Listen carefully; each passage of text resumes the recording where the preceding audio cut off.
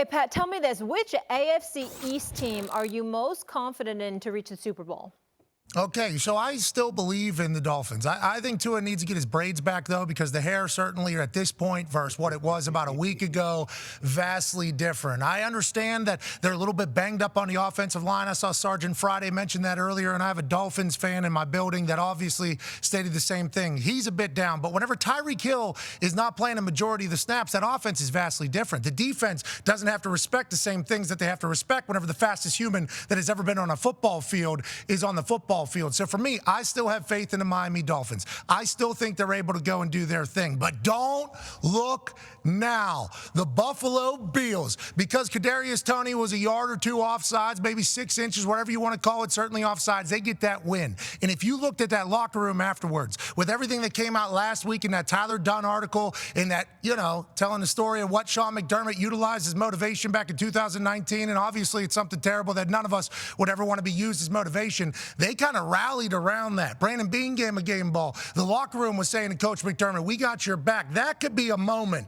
that could really galvanize that Buffalo Bills team to play the best football that they've played all season. Now, all year, they have looked certainly different than they have in years past. It has not been the same team. They don't have the same moxie, the same vibes, the same energy, the same skill. They've looked vastly different than what we could have thought that team could be, and everybody was saying their window for the Super Bowl has closed, shut, it's gone.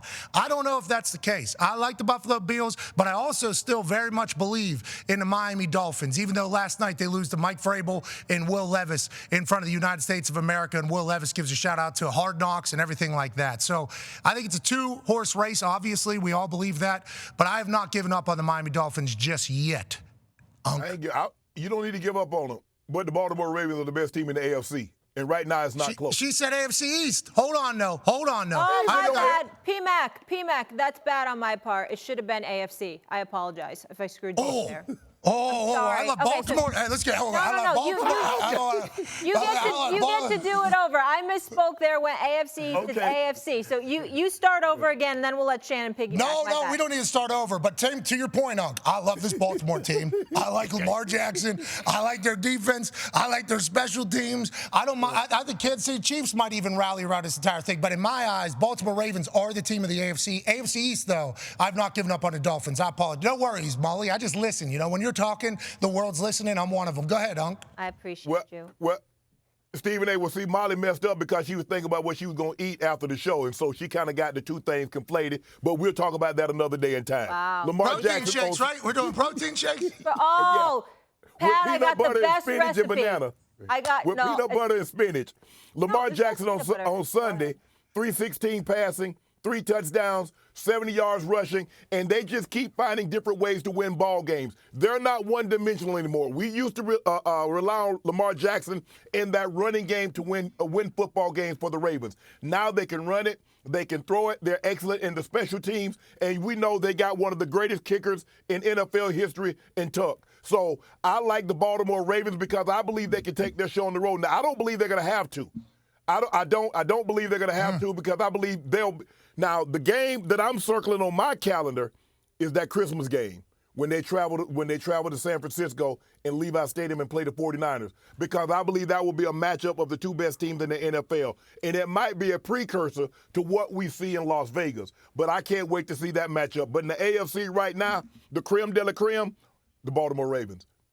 Top shelf, homie. Same here, no doubt about it. When you look at their offense, this defense, second total defense, second in scoring defense. Look at Odell Beckham Jr., 24 yards per catch over the last 4 games or so. We got to take into consideration. We got to take into account this kid, Isaiah Likely, has stepped up now that Mark Andrews has been out. He's been performing well as well. So you look at Lamar Jackson, and there's been no precipitous drop-off since Mark Andrews goes down. So you can still run the football, but obviously you've got weapons to throw the football to. So you're going to be productive and effective offensively. Made a big play in special teams, obviously, to win the game on a punt return. We saw that against the Rams this past Sunday.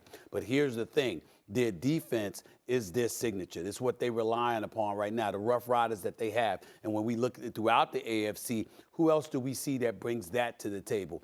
everybody is suspect in terms of teams that's leading. Kansas City's defense is no joke. We get that. But in the same breath, they got problems with their receivers offensively, okay? Yeah. We think at the AFC South, nobody's really standing out. Every time we think about Jacksonville, something happens and they fall off, their tail off a little bit. With Cincinnati, they're on the come up now. This kid Brown has been balling. Give them props where it's due. Cleveland can't be ignored. You got an experienced quarterback. You can run the football. Your defense is no joke, but you're still behind the curveball because you're 2 games behind Baltimore. And then we look at Buffalo and Miami. They've been like a roller coaster. The reason we're saying Baltimore is because on both sides of the ball, there seems to be a level of consistency, a level of elevation, and there's something that tells you you can trust and rely on them more so than any other team right now that we've seen in the AFC. That's why I would go with Baltimore at this particular juncture.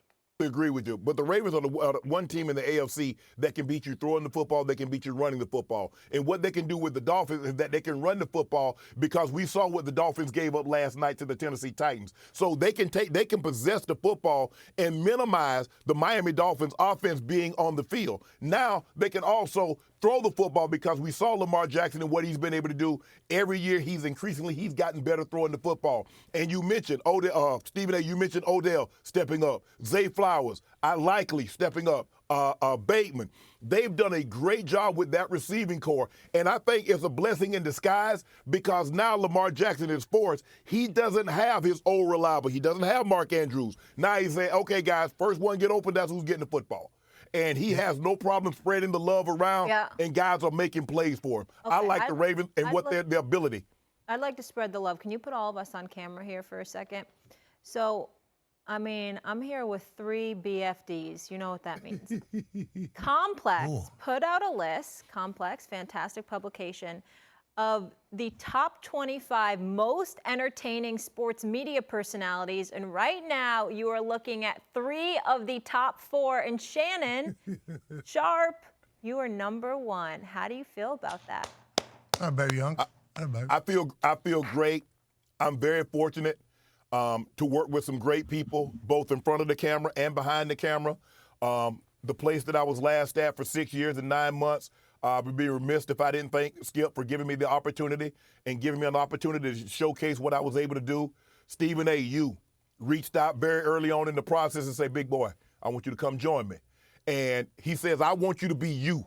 He says, don't you come over here changing and don't give me that. Hey, I want you to be you. And if you can't be you, you can't serve us any good at First Take. So you've allowed me to be who I am. And gradually, I didn't do it all at once, but gradually I'm getting more and more comfortable. I understand who I'm working with. And Nightcap with Ocho Cinco. So a lot of this has to do with people, Skip and Stephen A. and Ocho. And then I got my own thing with Club Shay Shay. And being able to be here with P. Mac and getting an opportunity to be around him and to see how he goes about his business. But Stephen A., man, bro,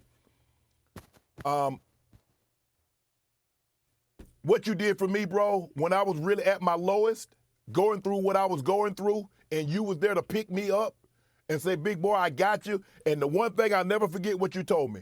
He says, when you come, it's like you already knew what was going to happen. He says, when you come join me at First Take, you will be 2x, 3x bigger than you ever were. He says, if I can't get you to that level, I failed you. Not only in my role, but I failed you as a friend. Bro, you've been better than what you ever said was going to happen. And I can't thank you enough. I can't thank Dave Roberts. I got an opportunity on Saturday to speak to Burke Magnus, Jimmy Pitaro, Bob Iger. Thank you guys at ESPN. Thank you to all my crew behind the cameras.